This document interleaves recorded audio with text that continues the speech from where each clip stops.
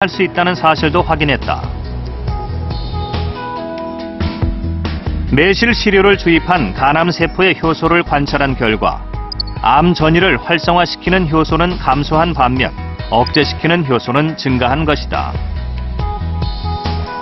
체내에 축적되어 있는 젖산과 같은 피로물질들을 효과적으로 배설시킬 수 있는 그러한 성분들이 매실에 다량 함유되어 있습니다. 뿐만 아니라 높은 항산화능을 나타내는 다양한 폴리피놀 같은 그런 2차 대사산물이 매실에 다량 함유되어 있기 때문에 매실에 들어있는 여러 가지 유기산 그리고 폴리피놀들이 항산화 또는 그와 관련된 항암 효과를 나타내는 것으로 생각이 됩니다.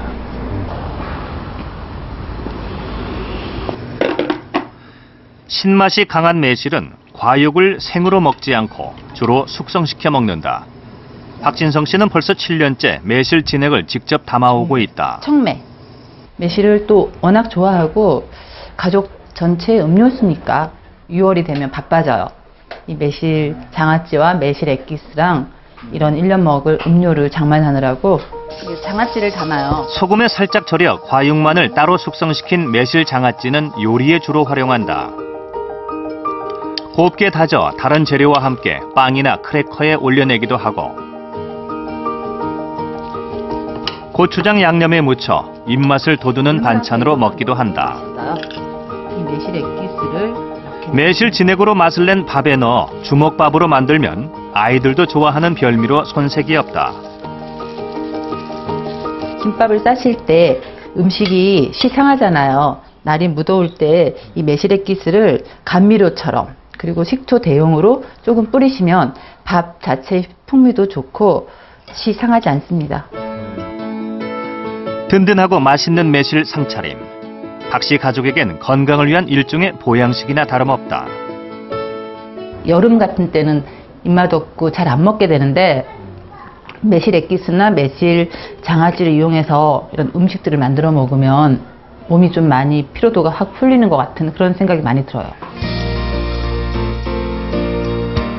더위로 잃기 쉬운 입맛을 깨우고 지친 기운을 북돋아주는 과일. 내 몸에 맞게 적당히 먹는다면 건강을 지켜주는 최고의 영양 간식이 되어줄 것이다. 과일에 들어있는 비타민, 미네랄 성분들은 많은 경우에 있어서 단백질과 함께 섭취하면 흡수율을 높일 수가 있거든요. 따라서 가능하면 공복보다는 식사 직후에 드시는 것이 좋겠고요. 하지만 우리 몸의 여러 가지 면역력 내지는 항산화 작용을 나타내는 것은 굉장히 복합적인 성분에 의해서 다양한 그런 기전에 의해서 나타나는 것이기 때문에 여러 가지 과일을 꾸준하게 함께 섭취하는 것이 현명하겠습니다. 아무리 몸에 좋은 과일이라 해도 내가 만약 어떤 질환이 있다면 그에 따라 선택에 주의를 기울여야 합니다. 먼저 당뇨가 있는 경우 당지수가 높은 포도나 바나나보다는 키위나 멜론 같은 당지수가 낮은 과일이 좋습니다.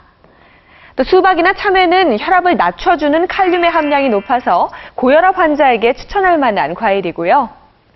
반대로 신장 질환이 있다면 칼륨이 적게 들어있는 사과나 포도를 즐기시는 것이 좋습니다. 과일은 우리 주변에서 쉽게 구할 수 있을 뿐만 아니라 맛있고 또 영양도 풍부합니다. 이러한 과일을 늘 가까이 두고 적당히 먹는 것으로 여름철 잃기 쉬운 건강을 지켜보는 건 어떨까요?